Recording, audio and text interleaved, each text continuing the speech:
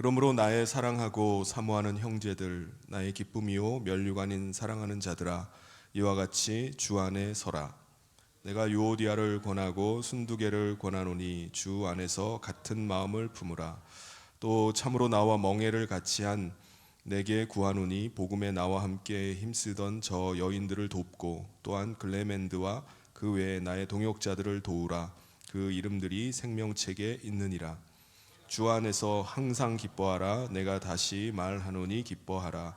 너희 관용을 모든 사람에게 알게 하라. 주께서 가까우시니라. 아무것도 염려하지 말고 다만 모든 일에 기도와 간구로 너희 구할 것을 감사함으로 하나님께 아뢰라. 함께 읽겠습니다. 그리하면 모든 지각에 뛰어난 하나님의 평강이 그리스도 예수 안에서 너희 마음과 생각을 지키시리라. 아멘. 할렐루야.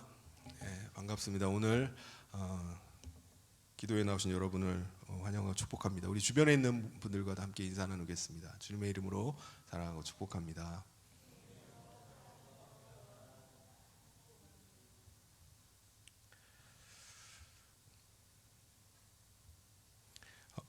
여러분, 우리가 예수님이 그리스도이심을 믿을 때 우리 가운데 일어나는 놀라운 일이 뭐죠?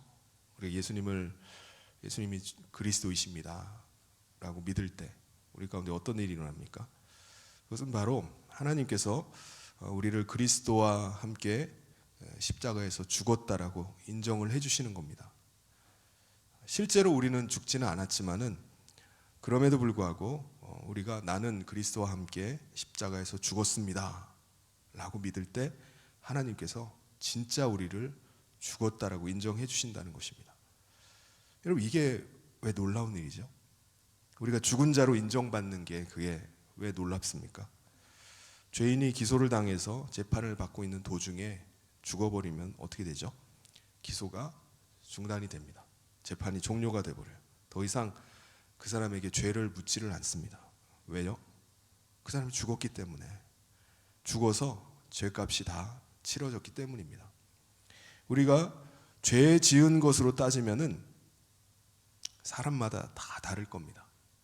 어떤 사람은 심성이 아주 악해가지고 온갖 못된 짓은 다 하면서 사는 사람이 있어요. 누가 봐도 이건 죄인입니다. 또 어떤 사람은 모태신앙으로 태어나서 어려서부터 부모님 따라서 교회 다니면서 뭐 큰 사고도 치지 않고요, 그냥 착하게 살았어요. 이 사람을 죄인이라고 하기엔 좀 너무 과한 거 아닌가 이런 생각이 드는 사람이 있습니다. 이 사람 죄인이라고 할 수 있나? 죄인에 좀 가깝지 않나? 뭐 이런 정도. 근데 두 사람 다 죄인입니다. 왜 둘 다 죄인이죠? 하나님을 떠나서 하나님을 마음에 두지 않고 사는 것이 죄이기 때문입니다.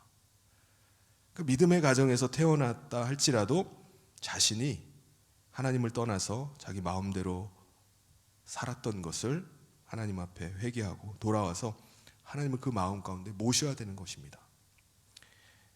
그렇지 않으면 죄 가운데 거하는 거예요. 그런데 이 사람이 회개하면은 어떻게 회개해야 될까요? 뭘 회개하죠? 어떤 분은요, 이렇게 얘기하는 분도 계세요. 제가 기도하는 가운데 하나님께서 제 죄를 막 생각나게 하시는 겁니다. 마치 내가 지었던 죄의 그 장면이 마치 파노라마 같이 막 지나가는데 제가 그것들이 막 너무 부끄럽고 죄스러워가지고 그걸 다 회개했어요 하시는 분이 있어요. 그래서 하나님 앞에 제가 이런 죄 짓고요, 제가 그때 이런 죄 짓고요, 저런 것도 지었습니다. 제가 다 회개한 줄 알았는데 또 생각이 나네요. 그래서 그것도 회개했어요. 그러면서 이제 회개를 합니다. 여러분, 죄악을 다 떠올려가지고 내가 쥐어 짜낼 수 있는 거 다 짜내가지고 나의 모든 죄악들을 조목조목 다 고백해야지 죄를 용서받는 건가요? 아닙니다. 우리가 그리스도와 함께 죽었음을 믿을 때 그때 하나님께서는요, 우리가 죄에 대해서 죽었다라고 인정을 해주시는 겁니다. 그래서 그게 놀라운 은혜입니다. 우리가 죄에 대해서 죽으면요, 더 이상 죄에 대해서 물을 수가 없어요. 왜요? 우리가 죽었기 때문에. 그리스도와 함께 십자가에서 죽었기 때문에 더 이상 죄에 대해서 죄인이라고 말하지 않는 겁니다. 그리스도 안에서 의인이라고 말하는 거예요. 죄의 값이 치러졌기 때문입니다. 그러니까 대속의 은혜를 믿음으로 죄 사함이 우리 가운데 주어지는 겁니다. 이게 놀라운 하나님의 은혜예요. 그리고 우리가 하나님을 떠나서 자기 마음대로 자기 생각대로 살았던 죄가 용서함을 받고 나면은 어떤 일이 벌어지죠? 놀랍게도 하나님께서 우리 가운데 임하시는 것입니다. 하나님을 떠나 있던 우리 가운데 하나님이 들어오세요. 임하시는 겁니다. 우리 안에 하늘에서 오신 그리스도의 영이 임하시면은 그때부터 우리는 그리스도를 모시고 그분의 다스림을 받고 그분의 인도하심을 받아서 그리스도와 함께 사는 삶이 시작되는 겁니다. 우리의 육신의 사람은 죽고 우리 안에 거하시는 그리스도께서 우리의 생명이 되셔서 우리와 함께 사십니다. 그리고 그리스도께서 우리를 주관하시고 우리를 그때부터 주장해 가기 시작하는 거예요. 우리는 그리스도를 나를 다스리는 왕으로 모시고 나의 소유주 주인으로 그를 고백하면서 그리스도를 믿는 믿음으로 우리는 살아가는 겁니다. 그러므로 사랑하는 성도 여러분, 우리가 그리스도인이 되었다면 저와 여러분 안에 그리스도께서 살고 계심을 믿음 가운데 굳게 설 수 있기를 바랍니다. 이 믿음 위에 굳게 서기를 주님의 이름으로 축원합니다.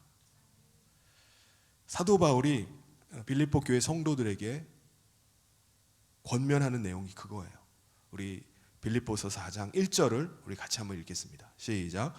그러므로 나의 사랑하고 사모하는 형제들, 나의 기쁨이요 면류관인 사랑하는 자들아, 이와 같이 주 안에 서라. 그리스도 안에 굳게 서 있는 사람은요, 자신 안에 계시는 그리스도께서 자신을 주장할 수 있도록, 자신을 인도해 가시도록 그리스도께 확실하게 자신을 의탁합니다. 맡기는 거예요. 이 사람이 주 안에 굳게 서 있는 사람입니다. 내가 서 있는 게 아니라 내가 주 안에 붙어 있는 거예요. 그게 주 안에 굳게 서 있는 사람입니다. 내 안에서 그리스도께서 나를 다스리고 나를 주관하시고 이끌어 가시도록 맡기는 거예요. 그때 우리는 흔들림 없는 믿음으로 굳게 서 있을 수 있는 겁니다. 어떤 어려움과 난관이 있다 할지라도, 나를 유혹하는 것이 있다 할지라도 흔들리지 않는 거예요. 사도 바울이 그 다음 절에 보면 유오디아와 순두계라는 사람에게 권면하는 내용이 나옵니다. 뭘 권면하죠? 2절을 우리 같이 한번 읽어보겠습니다. 시작. 내가 유오디아를 권하고 순두계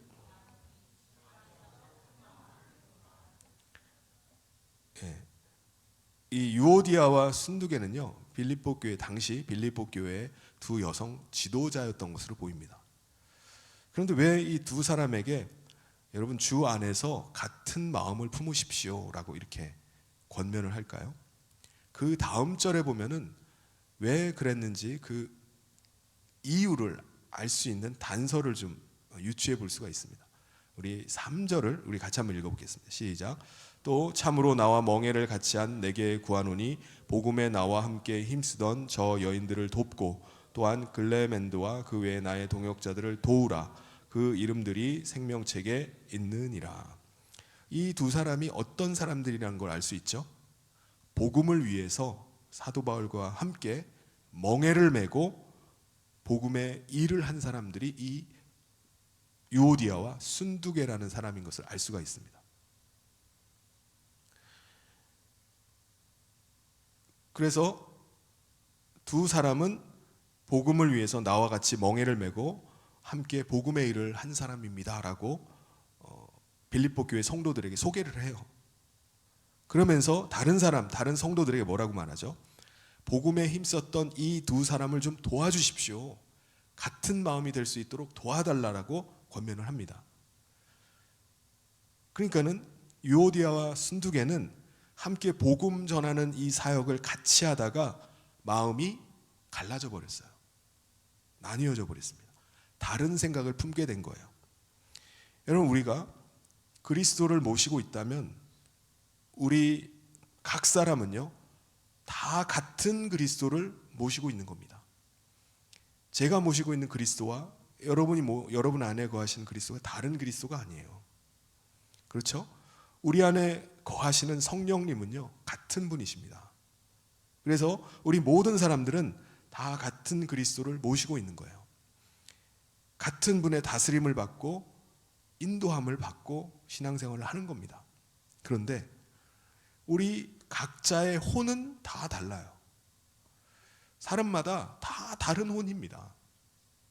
그러니까는 같은 그리스도를 모시고 있다 할지라도 각 사람이 자기가 모시고 있는 그리스도께 복종하는 것은 다 다를 수 있습니다.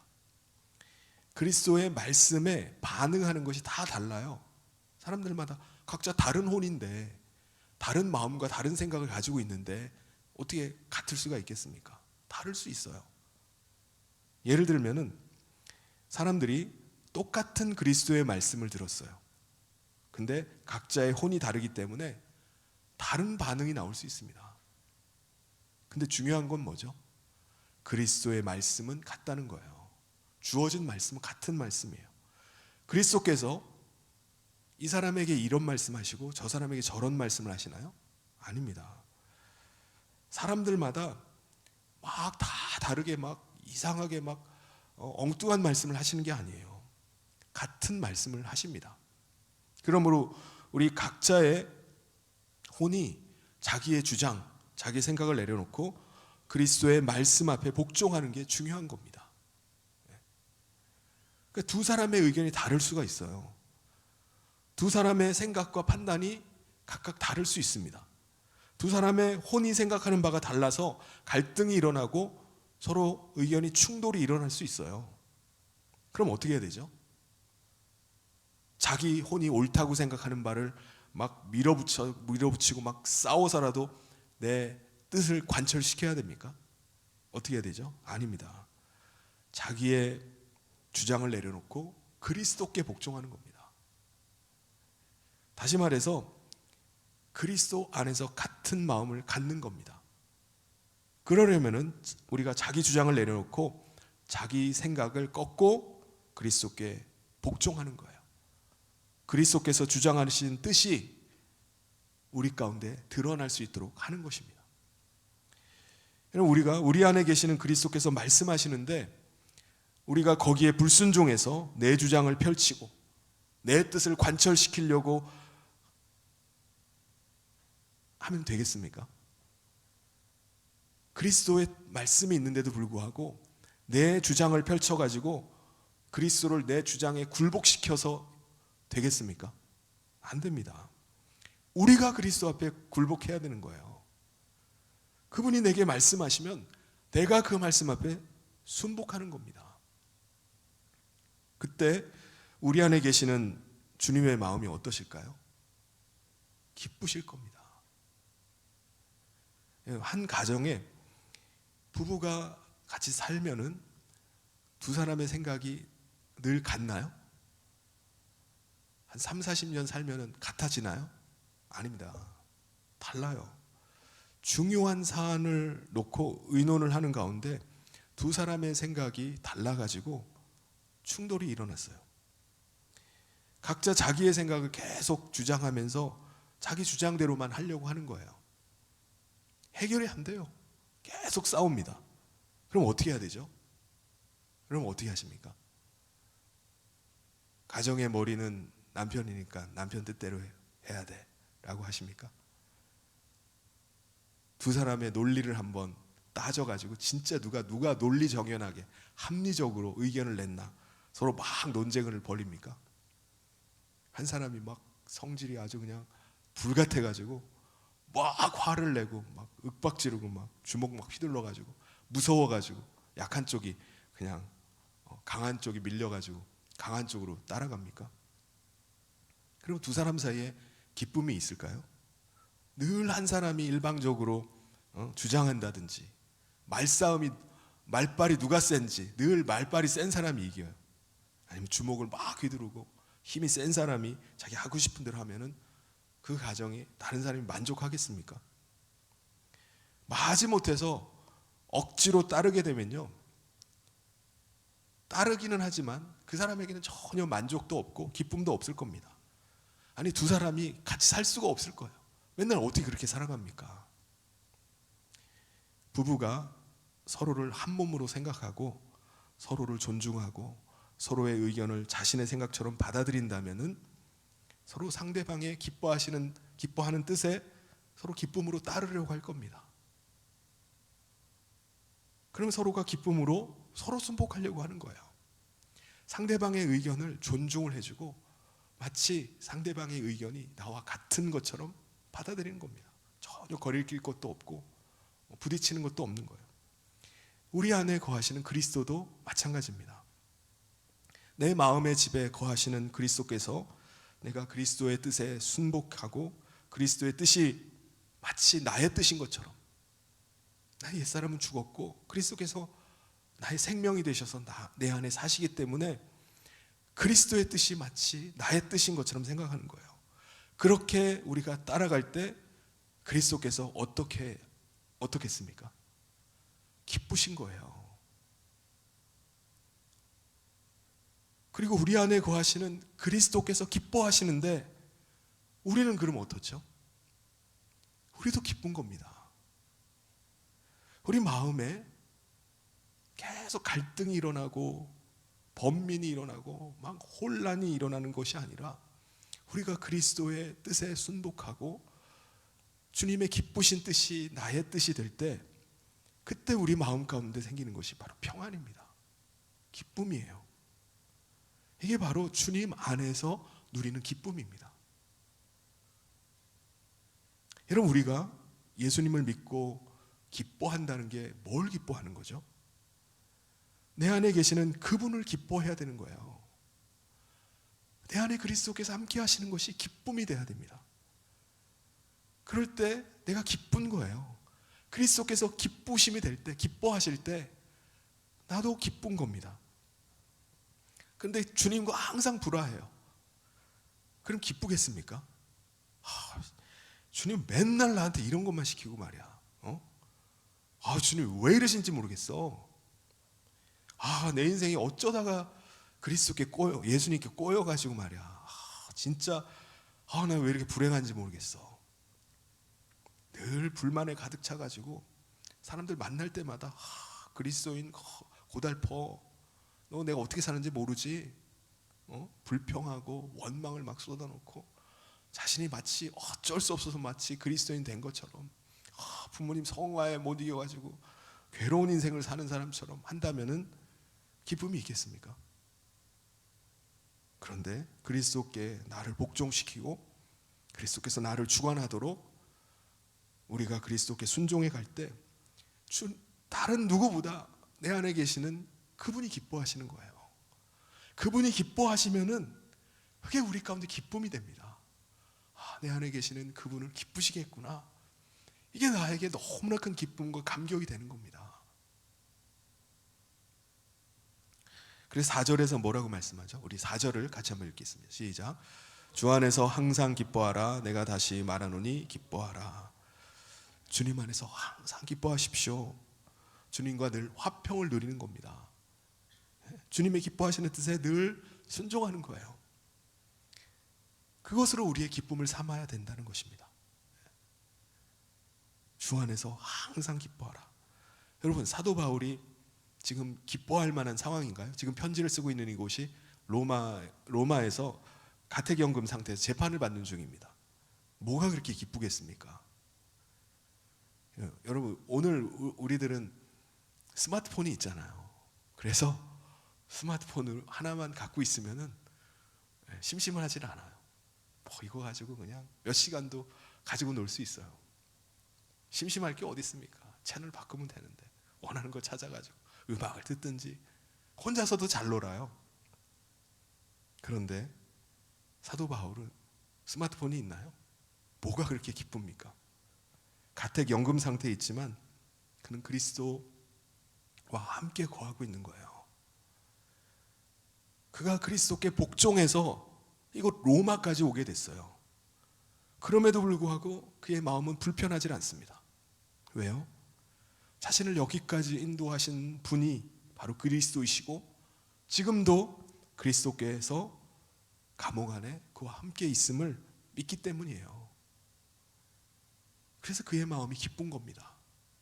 내가 그리스도께 순종해서 여기까지 왔는데 주님이 나를 기뻐하시고 그분으로 인해서 내가 또한 기뻐하는 것입니다. 그러니까 그리스도와 함께 살아가는 그 감격과 기쁨을 누리고 있는 거예요.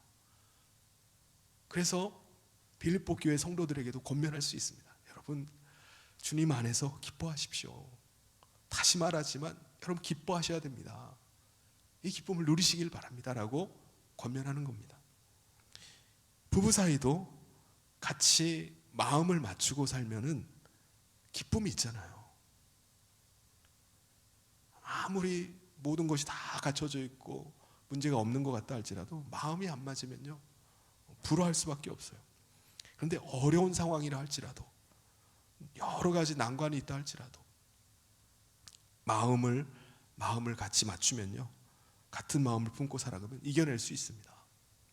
같은 마음을 합하면 같이 마음을 합하면은 어떤 난관도 극복이 가능해요. 우리가 그리스도 안에서 이 마음을 가지고 사는 것입니다. 그리스도와 하나가 돼서 그리스도께서 나를 주장하도록 맡겨드리는 거예요. 여러분, 우리가 늘 그리스도 앞에서 그리스도를 주로 모시고 그리스도를 왕으로 모시고 그분 앞에서 우리가 계속 살아간다면 우리 가운데 어떤 마음이 생길까요? 어떤 마음을 갖게 될까요? 우리 5절을 같이 한번 읽겠습니다. 시작. 너희 관용을 모든 사람에게 알게 하라. 주께서 가까우시니라. 우리 가운데 관용하는 마음이 생겨요. 우리가 늘 우리 자신을 주장하고 내세우기보다는 주님은 뭐라고 생각하실까? 이게 우리의 관심이잖아요. 그리스도께서 나에게 뭐라고 말씀하시지? 그리스도의 기뻐하신 뜻은 뭐지? 라는 생각을 하다 보니까 우리 안에 관용이 생기는 거예요. 관용함. 다른 사람에게도 이 관용하는 마음이 나타날 수밖에 없어요. 자연스러운 겁니다. 여러분, 우리가 늘 이렇게 관용할 때 뭐라고 말씀하죠? 어떤 일이 일어난다고 하죠? 주께서 가까우시니라 라고 말씀합니다. 주의 강림하심, 주의 재림의 날이 가까웠다는 그런 의미보다는 주님과 더 가깝게 느껴지는 거예요. 주님의 강림이 언제인지 모르지만은 주님이 나와 함께하고 있음이 더 느껴지는 겁니다. 여러분, 내가 주님 앞에 늘 물어요. 주님, 주님의 뜻이 무엇입니까? 제 뜻대로 하지 않고 제가 주님의 기뻐하시는 뜻을 쫓아서 제가 그거 하겠습니다 라고 하면은 주님이 어떻게 하시죠? 더 가까이 오시는 거예요. 그래? 나에게 가까이 오세요. 여러분, 사람들과의 관계도요 늘 같이 만나는 사람, 늘 같은 공간 안에서 맴도는 사람인데도 아주 멀게 느껴지는 사람이 있습니다. 그런 사람 있지 않나요? 같은 직장 안에서도 늘 맨날 보는데 이 사람 멀어. 근데 어떤 사람은 가끔 만나요. 멀리 떨어져 있어요. 그런데도 아주 가까운 사람, 가까이 있는 것 같이 느껴지는 사람이 있습니다. 여러분, 우리가 주님께 다가가면요, 가까이 가면 주님께서도 우리에게 가까이 오십니다. 나에게 가까이 다가오셔서 나에게 다정한 목소리로 말씀하시는 거예요. 그렇게 되면 달라지는 게 있습니다. 뭐가 달라질까요? 우리 기도가 달라져요. 우리가 멀리 계신 분으로 주님을 생각하고 주님 앞에 호소하고 내 사정 알아달라고 애원하는 게 아니라 나를 누구보다 잘 아시는 그분께 나의 모든 일을 아뢰는 거예요. 우리 6절 말씀을 같이 한번 읽어보겠습니다. 시작. 아무것도 염려하지 말고 다만 모든 일에 기도와 간구로 너희 구할 것을 감사함으로 하나님께 아뢰라. 우리 가운데 염려되는 일들, 끊임없이 여러 가지 또 해결해야 될 문제들이 계속 생기잖아요. 우리가 살아가는 동안에 이런 일들이 벌어집니다. 그때 우리는 어떻게 해야 되죠? 그거 해결해 줄 사람 찾아다닙니까? 이걸 누가 잘 해결해 줄까? 누구한테 도움을 받아야 되지? 이걸 누구한테 부탁해야 되지? 세상 사람들은 이거 해결해 줄 사람들을 해결책을 찾아서 이리저리 쫓아다닐 겁니다.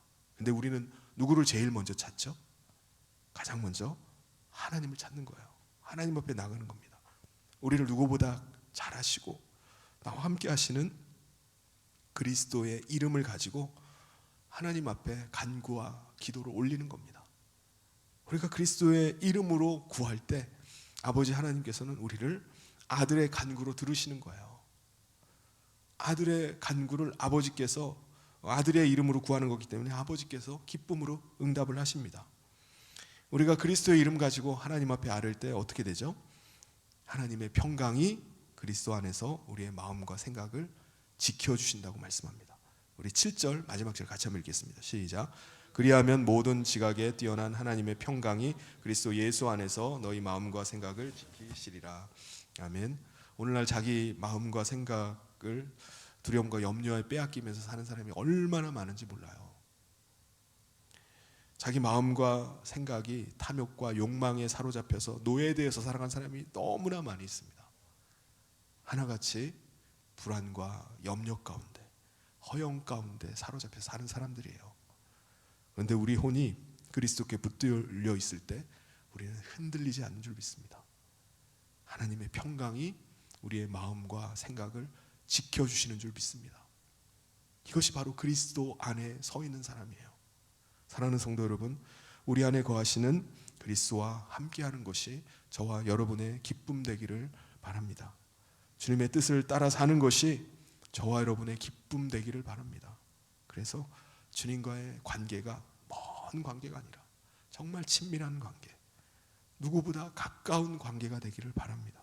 그래서 우리 가운데 어떤 어려움과 난관이 있다 할지라도 염려와 두려움 가운데 있는 것이 아니라 모든 일을 기도와 간구로 하나님께 아뢰음을 통해서 하나님이 주시는 그 평강을 누릴 뿐만 아니라 주님 안에서 굳게 서 나가는 저와 모든 성도님 되시기를 주님의 이름으로 축원합니다.